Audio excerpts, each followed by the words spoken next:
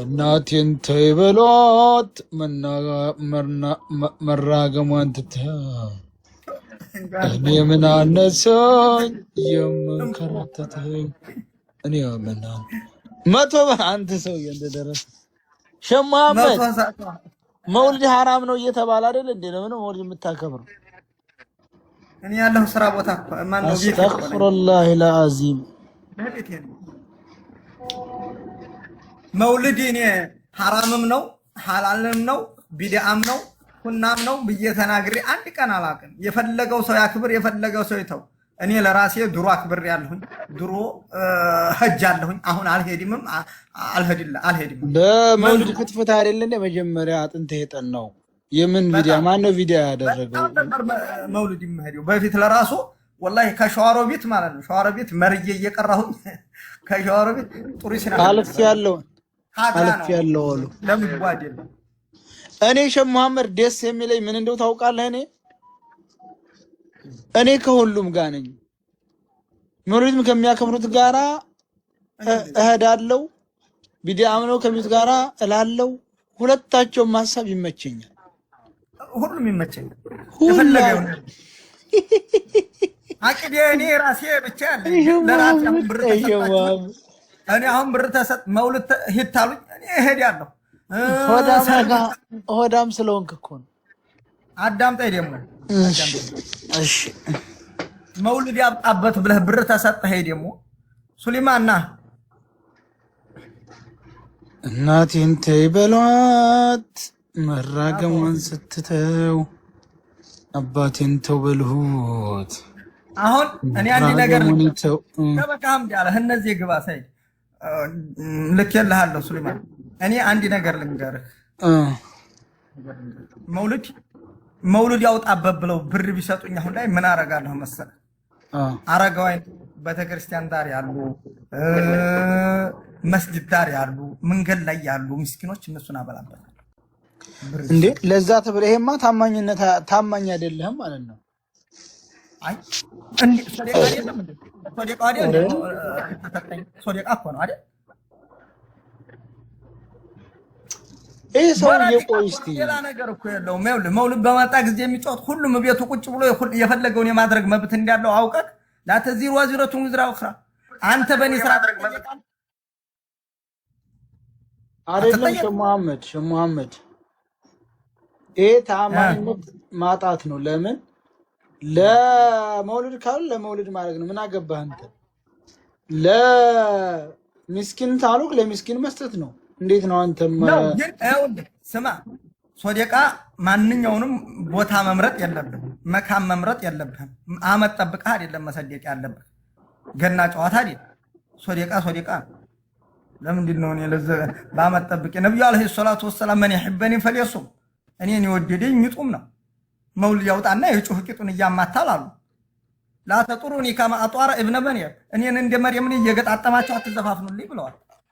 ሰላም አለይኩም ወአለይኩም ሰላም ወራህመቱላህ።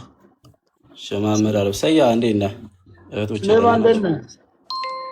አለን ጠፋህ እኮ አንተ ላይ አለው ወላሂ ብዙ ጊዜ የምንገባበት ታይሙ እየተለያየ ነው እንጂ አንተማ ይዛል አገር ለአገር መዞር እንደ ማጅላን እንዳርገው ብለህ ነው። እድሌ ነው እኮ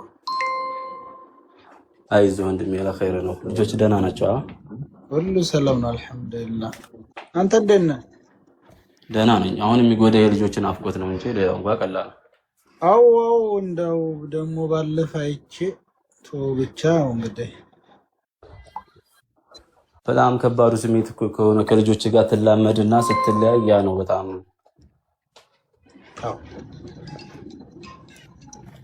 አይዞህ ወንድሜ ኢንሻአላህ ኸይር ነው። ሁሉ ሰላም ነው? ደህና ነኝ ወላሂ ሰያ አልሐምዱሊላህ። ኧረ አለን ወንድሜ ደህና ነኝ አልሐምዱሊላህ። አብሽር ሱሌ ምን አልከኝ? ሞል እየሰራ ነው እኮ እሱ ቦታ ማን ነው ሞል የሚሰራው? ሱልማን አብደላ ሞል ስራ ገባ እንዴ?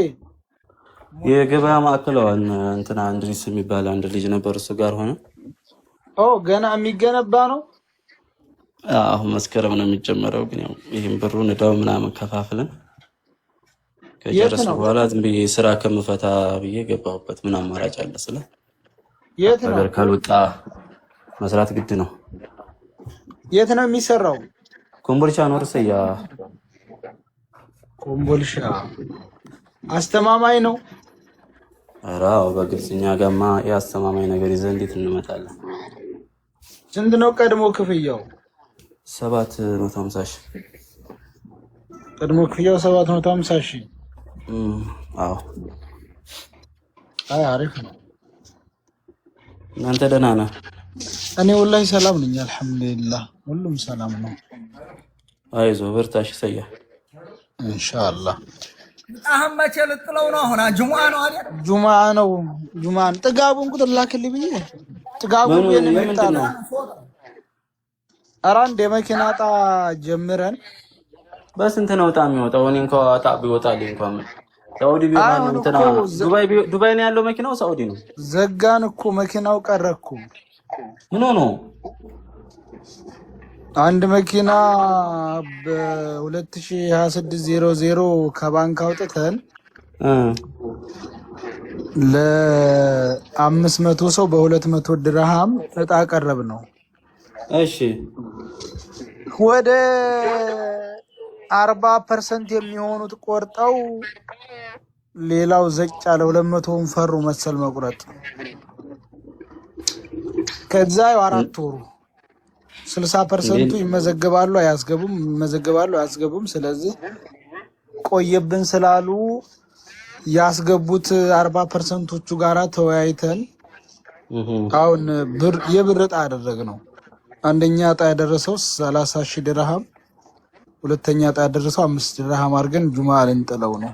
ምክንያቱም 60% 4 ወር ድረስ 40% ነው የተቆረጠው። ስለዚህ ተጨማሪ 4 ወር ሊወስድ ነው ማለት ነው። ሁለተኛ በሚኖርበት ሀገርም ግዴታ የዕጣ ፍቃድ ያስፈልጋልና ለማውጣት ስንሞክር ብዙም በሀገራቸው ሕግ ውስጥ ዕጣ የለም። የዕጣም ላይሰንስ የሀገሪቱ ገቨርንመንት ፖሊሲ ጋር የሚጣረስ ከሆነ እንደዚህ አይነት ነገር አትግባ። ላይሰንስ ለማውጣት ሞክሬ ነበር፣ የለም አሉ። ምክንያቱም ይሄ ማለት እንደ ሸሪዓዊ ሕግ የሚፈቀድ አይደለም። ወይንም ምናልባት ደግሞ ትልልቅ የመኪና ኩባንያዎች እንደ እንትን ገበያ ላይ ያንተንሉና የሆነ ነገር እየገዛ በሆነ ነገር እየተቆረጠ ሐራጅ ነው። አስማ እንደ ሐራጅ ነው የሚሆነው እኮ ሰይድ። ሐራጅ ታይሆን ሌላ አለ። ያማ ራሱ ይቻል ሐራጅ ነው። የሆነ ገበያ ላይ ታመጣና ትልቅ አዳራሽ ታስቀምጥና የሆነ እንትን ታደርጋለህ። የሆነ ዕቃ ስትገዛ ተቆራጭ ይሆንና እንደዛ ያችም 15 ቀን ናት አሉ የምትቆየው። የ15 ቀን ላይሰንስ ናት። ከዛ ውጭ አይፈቀድም ስላሉ በቃ ብሩ ያው ይጣልላቸው ብለን ያዋጡት ሰዎች መመለስም አይቻል። የዚሁ ማን ብለህ ትመልሰዋለህ? ኦኬ። አይ እንደዚህ ከሆነማ ከባድ ነው። በብሩ ይሻላል። በእርግጥ አሁን ለምሳሌ ኢትዮጵያ ያለ ሰው መግባት ይፈልግ በ200 ድርሃም ወይም ሪያል 10,000 ብር ነው። ኢትዮጵያ ያለ ሰው ከዱባይ ውጭ ያለ 10,000 ብር ነው። ዱባይ ያለ ነው 200 ድርሃም እኮ። ዕጣው ከወጣለ በኋላ መኪናውን እዛው መሸጥ ይችላል። አሰያ ያማ ዕጣው ከወጣለት የመኪናውማ እንደዛ ነበር። መኪናውን ከፈለገ እዛው፣ መኪናውን ማሸጥ ከፈለገ እዛው ነበር። እንደ ራስ ፍላጎት ነበር። አስማ ማነህ? እስማኤል እንዴት ነህ? ደህና ነህ ወይ? እና እንደዛ ነበረ። በቃ አሁን ጨርሰናል። ተወያይቶ ሰው በቃ ይጣል በሚለው ስለጸደቀ።